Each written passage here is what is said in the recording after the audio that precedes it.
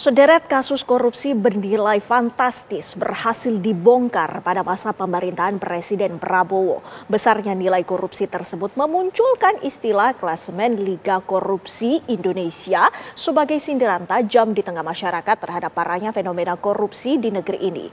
Saksikan Benang Merah episode klasemen Liga Korupsi Indonesia.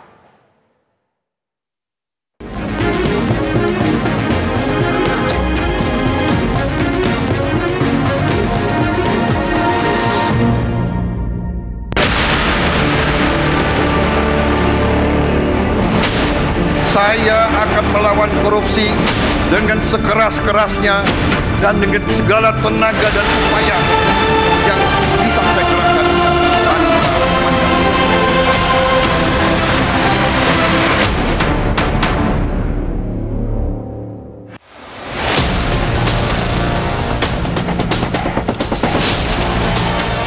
Presiden Prabowo Subianto bergerak cepat menangkap puluhan tersangka korupsi dalam kurun waktu 10 hari awal masa pemerintahannya.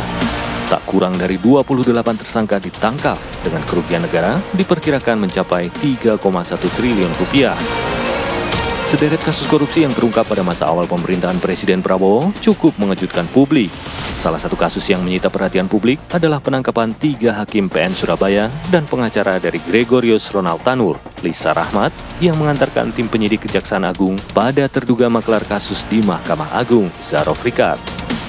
Penyidik Kejaksaan Agung bahkan menemukan uang tunai senilai hampir 1 triliun rupiah dan menyita 51 kg emas dari rumah pensiunan pegawai Mahkamah Agung itu.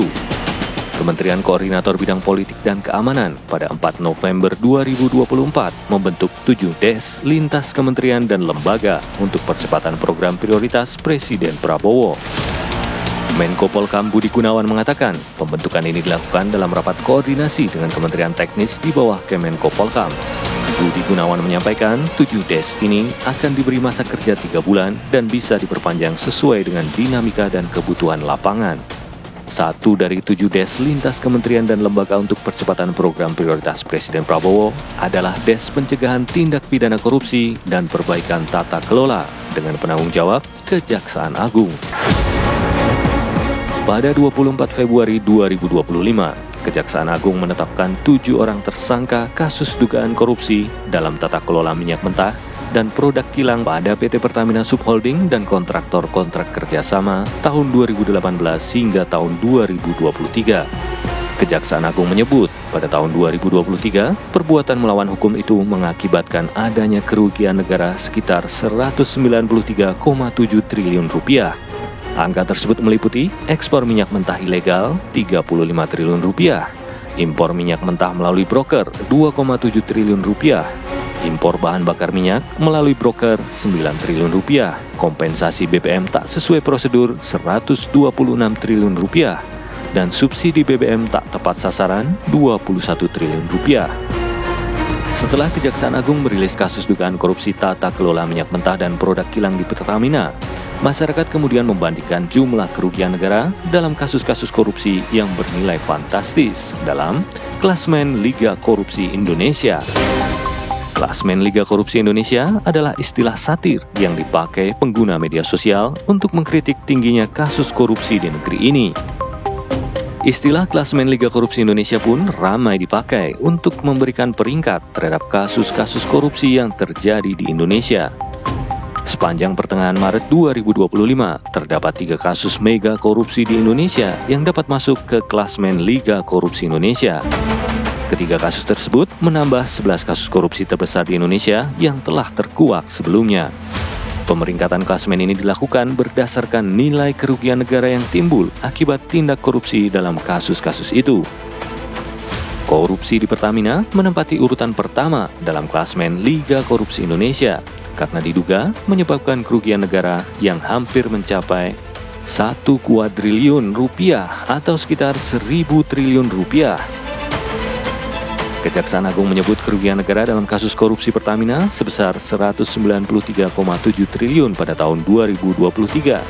Sedangkan tempus delicti atau waktu terjadinya tindak pidana terjadi pada kurun waktu 2018 hingga tahun 2023. Artinya, jika dihitung secara kasar, jumlah kerugian dalam kurun waktu tersebut mencapai 968,5 triliun rupiah. Jumlah ini setara dengan sekitar 27% atau lebih dari seperempat APBN Indonesia pada tahun 2025. Setelah kasus korupsi di Pertamina ini memasuki klasmen Liga Korupsi Indonesia, ranking kasus korupsi di PT Timah yang merugikan negara hingga 300 triliun rupiah pun bergeser ke urutan kedua.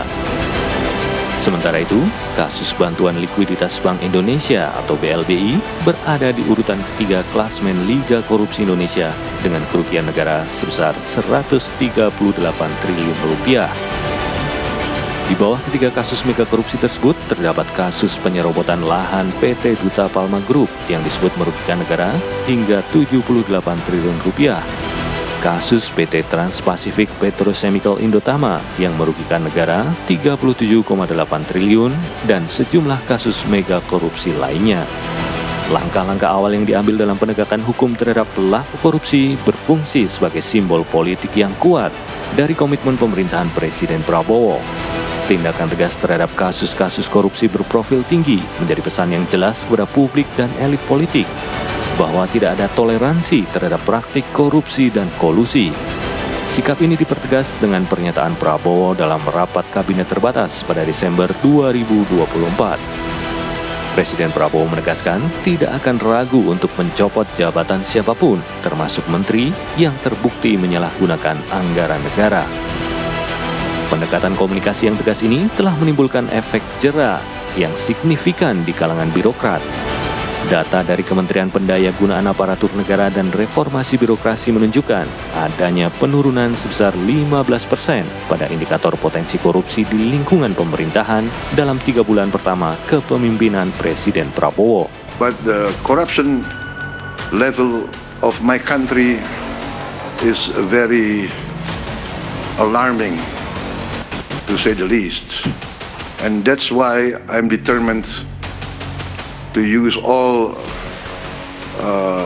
the energy, all the authority invested in me by my constitution to try to overcome this disease, which I think is the root of all the decline in the sectors that you mentioned, our education sector, research and development, is because of the basic illness of corruption.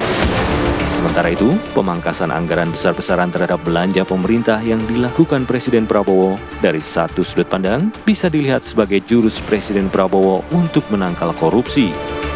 Jerat sistem ijon dan banjakan APBN menjadi lebih sulit dilakukan oleh para mafia anggaran dan mafia utang.